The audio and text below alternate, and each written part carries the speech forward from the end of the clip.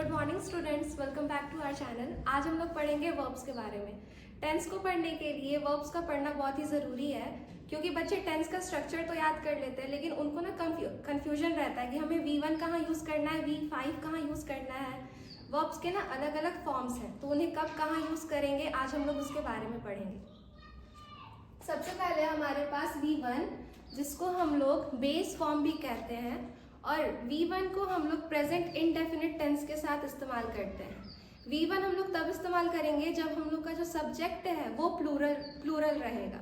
जब भी हमारा सब्जेक्ट प्लूरल रहेगा तो उसके साथ हम लोग V1 इस्तेमाल करेंगे, और हम लोग का जो टेंस होना चाहिए वो प्रेजेंट इंडेफिनिट टेंस में होना चाहिए। यहाँ पे आपके पास एग्जाम्पल है ईट और प्ले।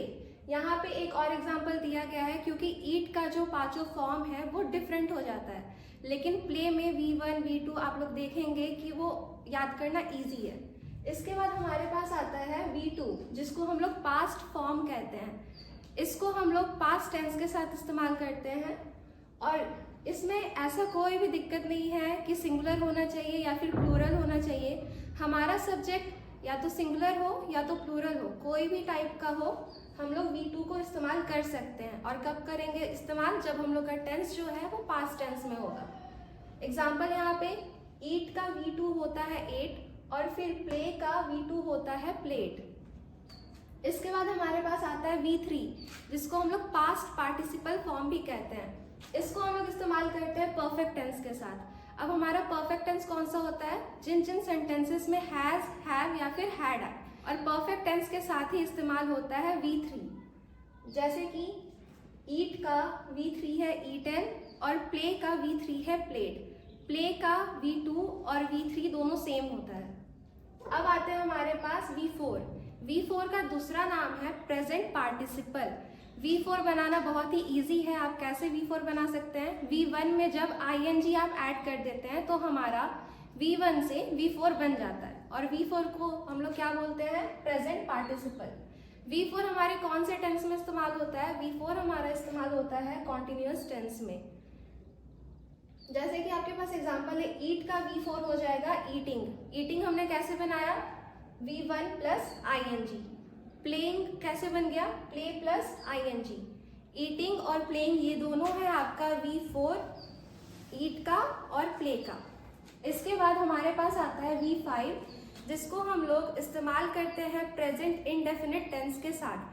आप लोगों को ध्यान रखना है V1 और V5 में, क्योंकि इन दोनों वर्ब के फॉर्म्स में बच्चों को कंफ्यूजन हो जाता है। V1 भी हमारा प्रेजेंट इंडेफिनिट के साथ यूज होता है, और V5 भी हमारा प्रेजेंट इंडेफिनिट के साथ इस्तेमाल होता है। पर डिफरेंस क्या है, V1 हमारा प्लूरल सब्जेक्ट के साथ इस्तेमाल होता है, और V5 हमारा इस्तेमाल होता है सिर्फ और सिर्फ सिंगुलर सब्जेक्ट्स के साथ। यहाँ पे प्रेजेंट इंडेफिनिट टेंस के साथ ये इस्तेमाल हो रहा है, और इसके साथ कौन सा सब्जेक्ट होगा, सिंगुलर। इसको कैसे हम लोग बनाते हैं, V1 में जब आप S या फिर ES जोड़ देते हैं तब हमारा V1 से V5 बन जाता है।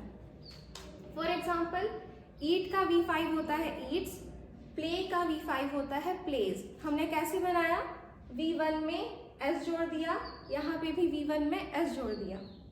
अब हमारे पास ना कुछ एक्स्ट्रा कॉन्सेप्ट है जिसमें बच्चे गलती कर देते हैं। जब भी हम लोग नाउन में S या फिर ES जोड़ेंगे तो वो बन जाता है प्लूरल, लेकिन वर्ब में इसका एकदम उल्टा है। जब भी हम लोग वर्ब में S या फिर ES जोड़ देते हैं तो वो बन जाता है सिंगुलर।